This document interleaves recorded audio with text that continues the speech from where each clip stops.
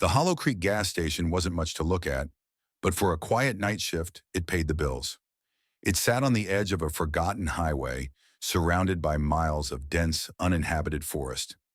Most of the time, the station didn't even get customers past 9 p.m. My job was simple: keep an eye on things, restock shelves, and make sure no one broke into the place. For the most part, I had the nights to myself. I had only been working there for a month when things started to go wrong. It wasn't gradual either. It was as if one night the entire atmosphere of Hollow Creek shifted. It was around 11 p.m., and I was settling into my usual routine, sitting behind the counter, sipping stale coffee, and flicking through channels on the old TV mounted above the register. The grainy images barely held my attention, and the hum of the fluorescent lights overhead was the only sound keeping me company. The entire station felt like a relic, a forgotten piece of the past just waiting to collapse under its own decay. The first sign that something was off that night came from the radio crackling in the back storage room. It was an old, beaten-up two-way radio the owner insisted we keep, though I had never heard it make a sound. Until now. The static hissed for a moment, then cut out.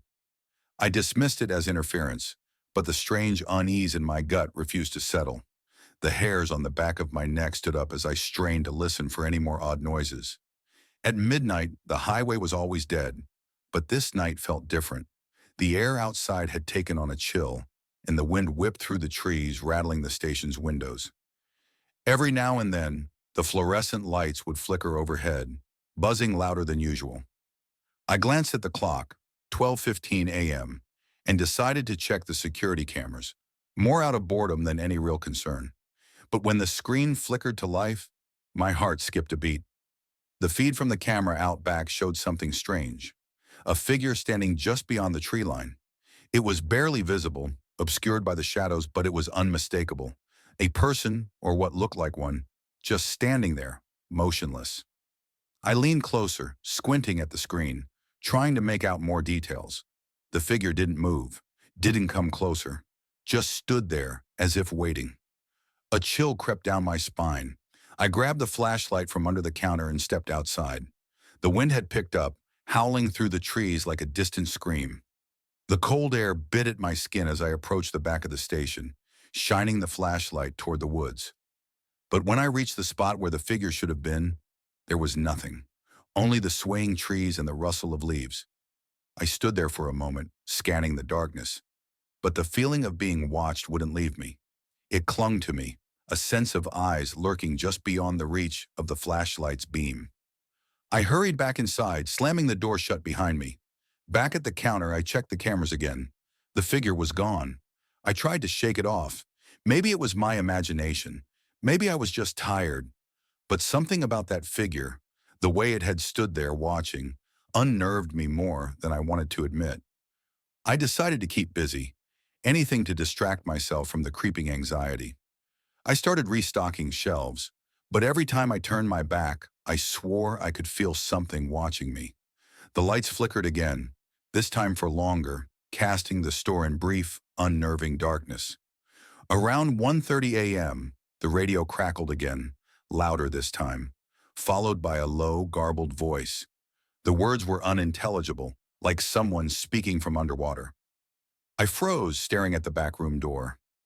The voice continued, rising in intensity, but I couldn't make out anything it was saying. Summoning what courage I had, I moved toward the back room, pushing open the creaky door.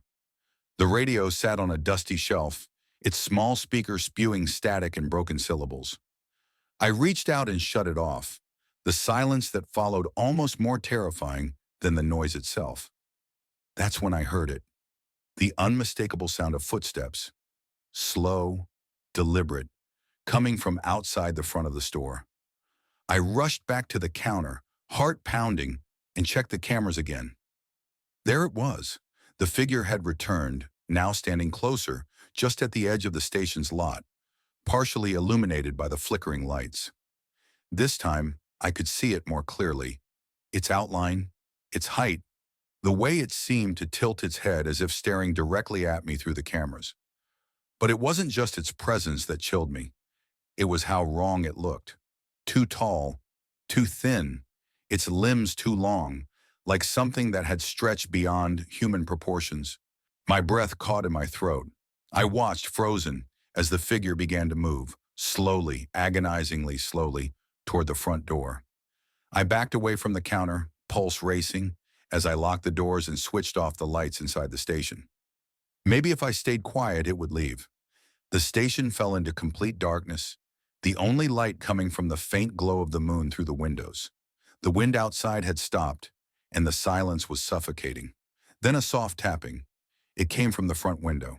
I turned, my heart nearly stopping in my chest. The figure was right there, pressed against the glass. Its face, or what should have been its face, was obscured by shadows, but I could feel its gaze locked onto mine. The tapping grew louder, more insistent, as if it was trying to get inside. I backed away, stumbling over the boxes I'd been restocking earlier. The tapping stopped. For a moment, there was silence, and I hoped it was over. But then a slow creak echoed through the station. The door. I hadn't locked the back door. My body moved before my mind could catch up, and I bolted toward the back room, slamming the door shut just as I heard something shuffle inside. The air felt thick with something I couldn't see but could feel closing in. I locked the back room door, my hands trembling, and waited in the dark, listening. For a long time, there was only silence. Then the footsteps. Slow and deliberate, they echoed through the station, growing closer and closer to the back room. I held my breath, sinking to the floor, praying that whatever it was wouldn't find me. The footsteps stopped just outside the door. A shadow moved beneath the crack in the doorframe. And then the voice, the same garbled voice from the radio, clearer now, whispering my name. I didn't wait to hear what else it had to say. I shoved the window open and crawled out into the night, running as fast as I could down the deserted highway. I didn't stop until I reached the next town, where I collapsed, breathless and terrified. The next morning I called the gas station, ready to tell my boss I was quitting. But when I explained what had happened, there was a long pause. Then he said, "Kid, there's no back door to that station. Never has been."